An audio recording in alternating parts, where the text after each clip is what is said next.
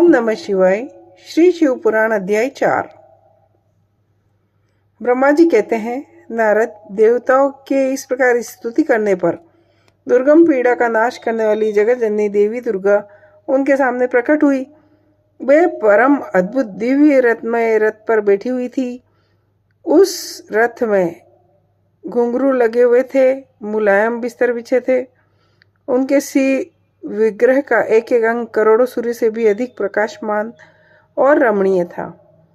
ऐसे अवयवों से वे अत्यंत उद्भासित हो रही थी। सब ओर से फैली हुई अपनी तेज राशि के मध्य भाग में वे विराजमान थी। उनका रूप बहुत ही सुंदर था और उनकी छवि की कहीं तुलना नहीं थी। सदाशिव के साथ विलास करने वाली उन महामाया की किसी के साथ समानता नहीं थी। शिवलोक में निवास करने वाली वह देवी त्रिविध चिन्मय गुणों से युक्त थी। प्राकृत गुणों का अभाव होने से उन्हें निर्गुणा भी कहा जाता है। वह नित्य रूपा है। दुष्टों पर प्रचंड कोप करने के कारण चंडी कहलाती है, परंतु स्वरूप से शिवा कल्याणमयी है। सबकी संपूर्ण पीड़ाओं का नाश करने वाली संपूर्ण जगत की माता है। वे ही प्रलय काल में महानिद्रा होकर सबको अपने अंक में सुला लेती है तथा वे समस्त स्वजनों को संसार सागर से उद्धार कर देती है। शिवा देवी की तेज राशि के प्रभाव से देवता उन्हें अच्छी तरह देख न सके। तब उनके दर्शन की अभिलाषा से देवताओं ने फिर उनका स्तवन किया। तदंतर दर्शन की इच्छा रखने वाले विष्णु आदि सब देवता उन जगदम्बा की कृपा पाकर वहां उनका स्पष्ट दर्शन कर सके। इसके बाद देवता बोले, अंबिके, महादेवी, हम सदा आपके दास हैं। आप प्रसन्नतापूर्वक हमारा निवेदन सुने। पहले आप दक्ष की पुत्री रूप से अवतरण हो। लोक में रुद्रदेव की वल्लभा हुई। उस समय आपने ब्रह्मा जी के तथा दूसरे देवताओं के महान दुख का निवारण किया। तदंतर पिता से अनादर पाकर अपने की हुई प्रतिज्ञा के अनुसार अपने शरीर को त्याग दिया और स्वधा में पधार आई। इससे भगवान हरि को बड़ा दुख हुआ।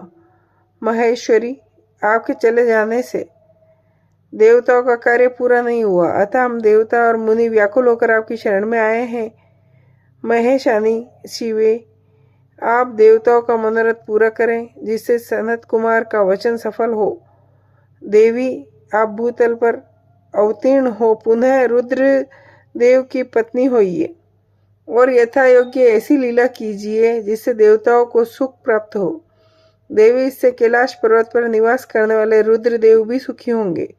आप ऐसी कृपा करो जिससे सब सुखी हो और सबका सारा दुख नष्ट हो जाए। ब्रह्मा जी कहते हैं, नारद, ऐसा कहकर विष्णु आदि सब देवता प्रेम में मग्न हो गए।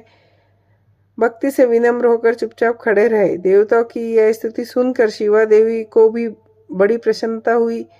उसके हेतु विचार करके अपने प्रभु शिव का स्मरण करती हुई भक्तवत्सला दयामयी उमा देवी उस समय विष्णु आदि देवताओं को संबोधित करके हंस के बोली।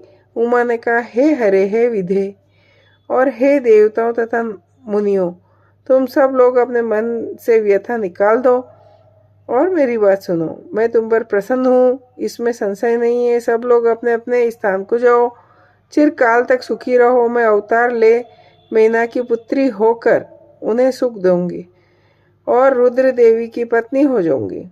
यह मेरा अत्यंत गुप्त मत है। भगवान शिव की लीला अद्भुत है। वह ज्ञानियों को भी मोह में डालने वाली है।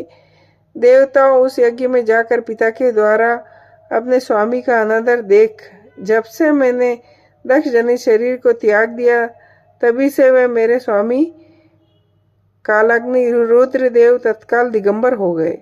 वे मेरी ही चिंता में डूबे रहते हैं। उनके मन में यह विचार उठा करता है कि धर्म को जानने वाली सती मेरा रोष देखकर पिता के यज्ञ में गई और वहां मेरा अनादर देख मुझ में प्रेम होने के कारण उसने अपना शरीर त्याग दिया।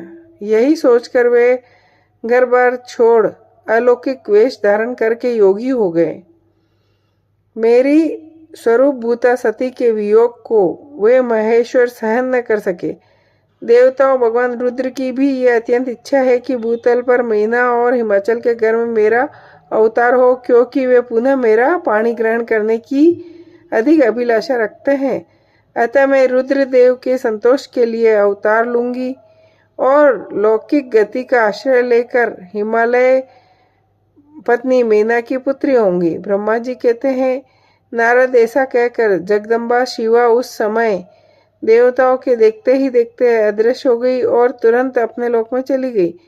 तदंतर हर्ष से भरे हुए विष्णु आदि समस्त देवता और मुनि उस दिशा को प्रणाम करके अपने धाम को चले गए। जय हो। ओम नमः शिवाय।